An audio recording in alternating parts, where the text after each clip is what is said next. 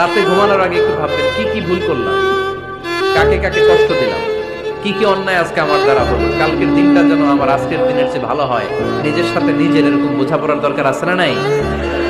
আমরা যেন আত্মসমালোচনা করি ফরিদপুরের ভাইয়েরা, অন্যের দোষ যেন না খুশি।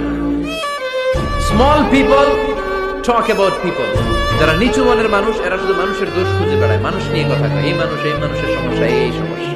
Average people talk about things and story and the incidents.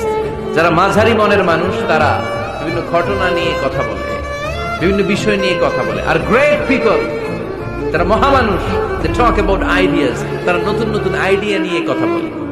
এই আইডিয়া সমাজে অ্যাপ্লাই করলে, ইমপ্লিমেন্ট করলে সমাজটা বদলে যাবে। এই আইডিয়া এখানে সেট করলে এখানে কল্যাণ হবে। বড় মনের মানুষরা আইডিয়া নিয়ে কথা বলে। এখন দ্য ডিসিশন ইজ ইয়োর্স, সিদ্ধান্ত আপনার। আপনি কি ছোট মনের মানুষ হবেন না বড় মনের মানুষ হবেন? Likey